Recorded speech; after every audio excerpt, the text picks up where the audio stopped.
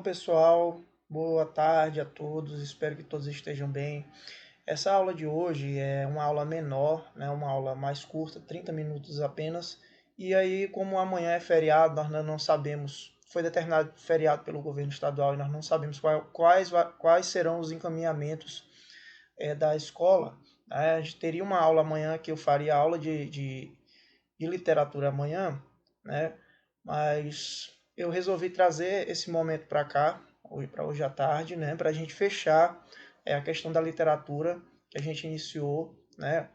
Com o romantismo lá na Europa, e aí a gente fecharia nesse momento o romantismo na Europa, falando um pouquinho do romantismo em Portugal, tá? Então, rapidinho aqui, tá? Para a gente ver o que vocês vão fazer agora à tarde, né? De forma resumida, eu quero falar rapidinho para vocês do que foi o romantismo em Portugal. Tá? Assim como nós já vimos lá na aula anterior, lá na Europa, o romantismo ele nasce em meio a revoluções, né? Revolução Industrial, Revolução Francesa, tá? Principalmente na França, na Inglaterra e na Alemanha. E aí, em Portugal, a coisa não vai ser muito diferente, né? Ele surgiu em um contexto de estabilidade política no país, tá? E marcado pela invasão francesa, dominação inglesa e ausência do rei, tá bom? O país foi tomado por revoltas que levaram à Guerra Civil Portuguesa, onde nós tínhamos aí, então, revoluções civis acontecendo em Portugal. Tá? Ou seja, dentro do próprio país, a própria população se revoltava. Tá? Então, nesse sentido, nós tivemos aí o romantismo introduzido no seio da sociedade portuguesa da época e aconteceu em 3 gerações distintas, assim como foi no Brasil, como nós vamos ver depois. Tá? A primeira geração ela teve como os principais autores aqui o Almeida Garré e Alexandre Herculano. Né? E eles tiveram assim a responsabilidade, por meio de seus textos, de despertar o sentimento de nacionalidade no povo lusitano. Tá? Como o momento era de instabilidade, tá? De incerteza política, a literatura ela vem como uma ferramenta para trazer aí um espírito de nacionalidade, né? De amor à pátria que estava em falta, digamos assim. Então a primeira geração, assim como foi no Brasil, a gente vai ver que foi no Brasil, ela é mais nacionalista, tá certo? E esses dois nomes se destacam, Almeida Garré e Alexandre Herculano. Só 2 slides aqui para a gente falar rapidinho para passar o material para vocês. Tá? A segunda geração romântica ela já abandonou a ideologia política de seus antecessores para produzir uma literatura de entretenimento. E aí ela é marcada pelo quê? Pelo exagero sentimental. Tá? A segunda geração, assim como no Brasil também, a gente vai ver que existe aí uma que a gente chama de ultra-romântica, né? O exagero sentimental. E aí os autores que vão se destacar em Portugal na segunda geração é Camilo Castelo Branco e Soares de Passos, tá bom? Então, a segunda geração, tanto em Portugal quanto no Brasil, ela também vai ser conhecida como ultra-romântica e conhecida pelo seu exagero nas produções, no romantismo propriamente dito, tá?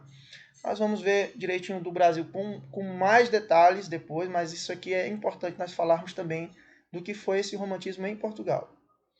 Já a terceira geração, ela é a pré-realista e é caracterizada pela temática social e é formada por autores como Júlio Diniz e Antero de Quental. Tá? Muito parecido também com o que foi o movimento no Brasil da terceira geração romântica.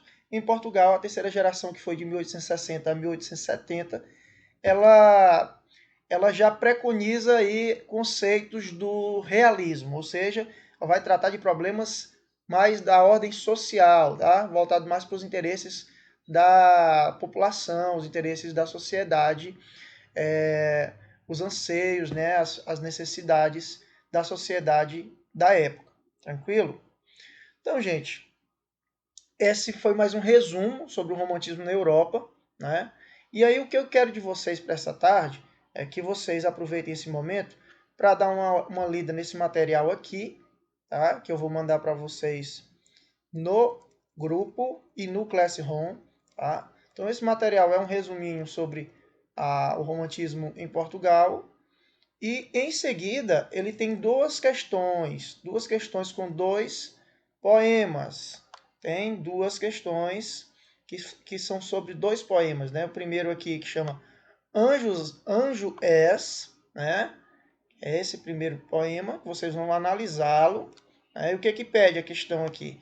Observe os poemas abaixo e identifique quais características acima estão mais presentes neles. Né? Ou seja, nós temos aqui as características do romantismo em Portugal, dada aqui no material que vai junto. E vocês vão dizer quais são as características encontradas aqui nesse primeiro poema. E depois nós temos mais um, né? Segundo aqui, a maior dor humana, né? Que seria o segundo poema.